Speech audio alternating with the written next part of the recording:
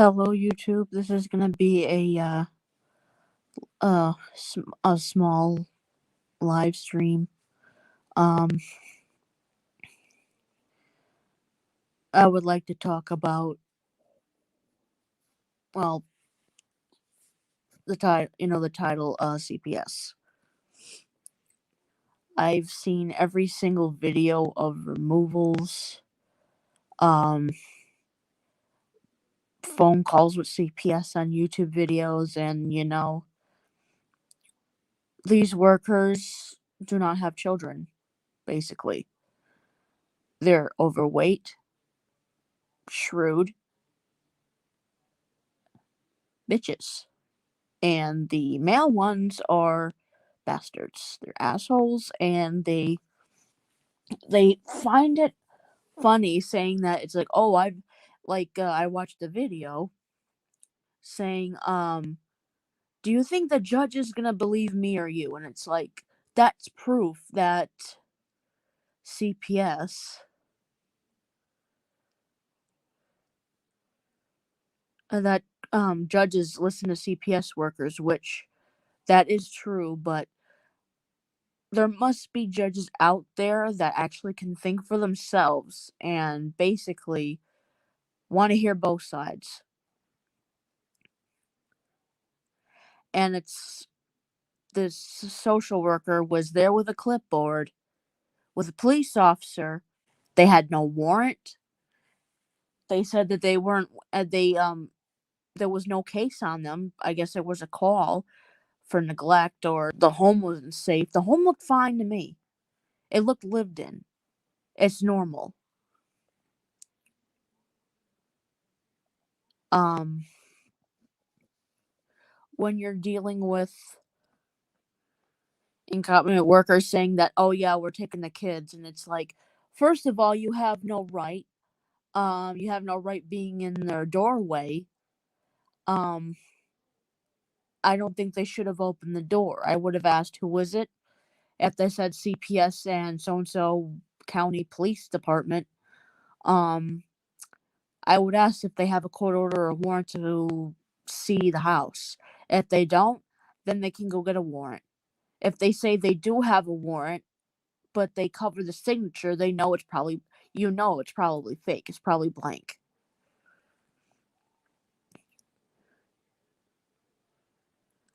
I don't understand how CPS can just come in and remove your kids based off of hearsay. And sometimes it's like even like a lot of the the far left, like the very far left, the Democrats, like there's these troll groups on like Facebook that like to target parents and say that they're bad parents. One, Cynthia Absuck. They say she has Munchausen, which is not true. She's been interviewed by James White from Northwest Liberty News, and they love throwing that accusation around. She did not try to kidnap her kid. She was being set up by a woman named Sarah Dunklin who claims she's supposed to be an advocate, but basically she's a fraud with her boyfriend, and she lost custody of her kids, so she's not reliable. And then there's Arlena. I mean, she lost custody of her son based off of false allegations of neglect and abuse, saying that she starved her son, which she did not. The hospital did that, ordering a no food and liquid diet, basically watching him deteriorate. And basically, he begged them, "Please don't take my mom away from me." So basically, the hospital was doing more harm than good because this hospital has been known to not be that great, to have been known for medical kidnapping and situations. Like, to me, in my in my opinion. And then there's the baby Sophia case. But thank the Lord she's home. She is with her family. People can say that it was a Photoshop picture all they want. She is home with her family. She had help from a lawyer, probably in Tennessee, the legal route. And if I were an attorney, I would never tell parents to plead guilty to something they didn't even do. Protective neglect is what the UK uses as future risk of emotional and physical harm. Basically, saying that you're psychic or you've been to gypsies or witches or people who look into a crystal ball. It's the crystal ball method. It's witchcraft. It's junk science. It's not true. They were willing to comply. They were willing. They asked, where's the service plan? Aren't we going to do any services? And basically, the only thing they had to do was a psych eval. They did do their psych eval, but not by DCF's Dr. Balducci. There must be some negative reviews about him because it's like CPS tends to talk negatively about parents.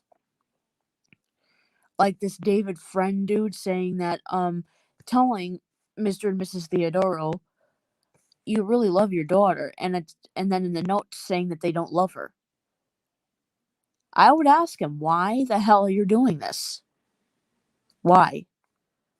What's to gain?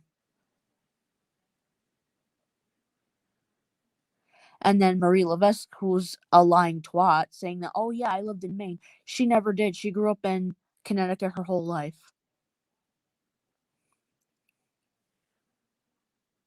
They called Susie a paranoid little freak. She wasn't paranoid. Her daughter had RSV. She could have died. They should have never put her in daycare at, I don't know how many weeks old. They should have never put her in daycare, period. They should have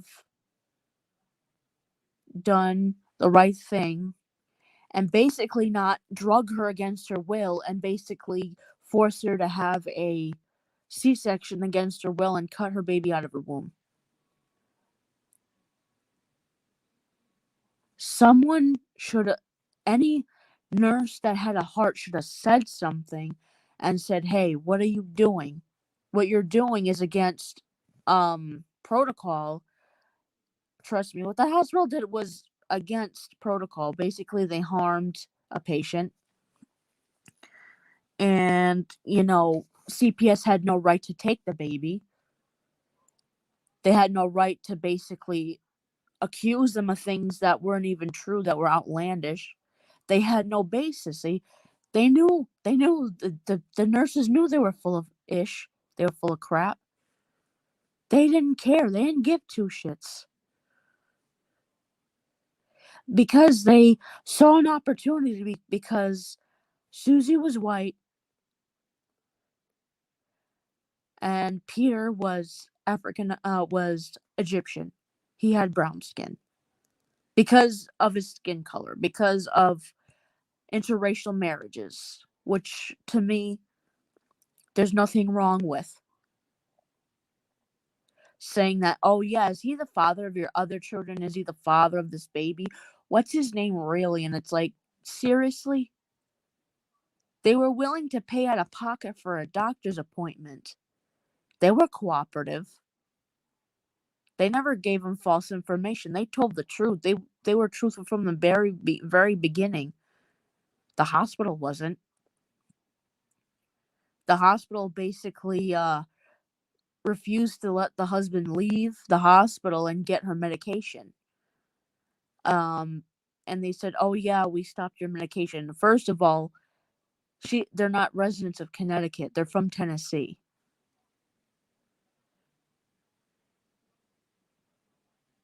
She must have was okayed by her OBGYN to go to the funeral.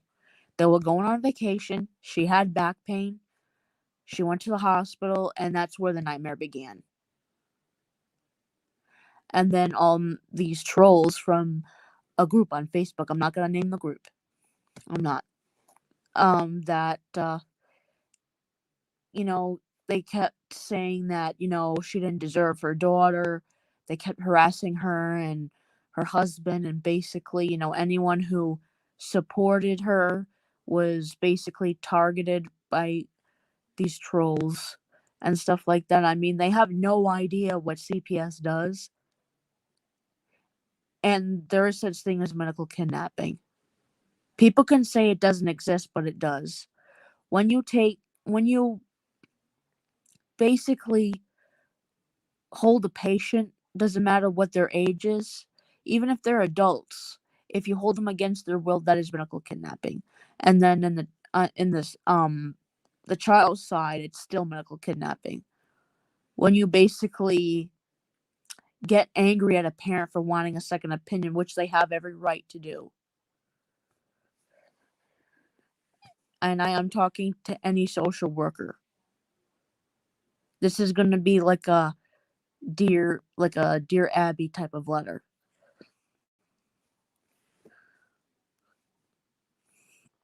Why would you become a social worker? If I was a social worker, I would do my damn job.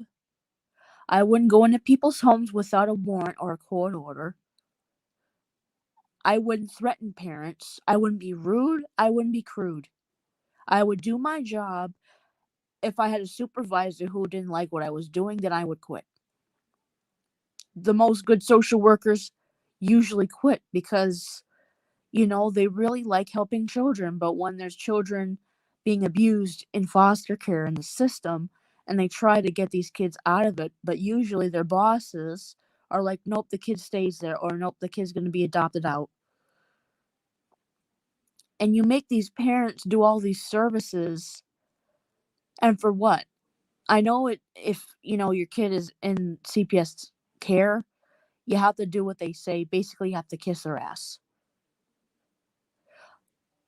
But there is a way you can revoke your compliance. Like, make sure you have your lawyer write it down, like I think like an affidavit.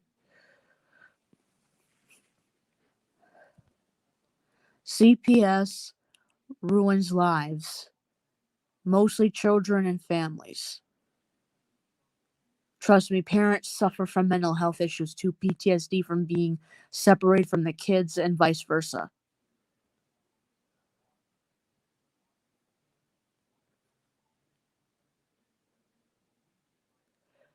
We need CPS reform, not abolishment, reform. They need to do their jobs better and stop neglecting children who need to be protected from abuse. Thank you so much for watching.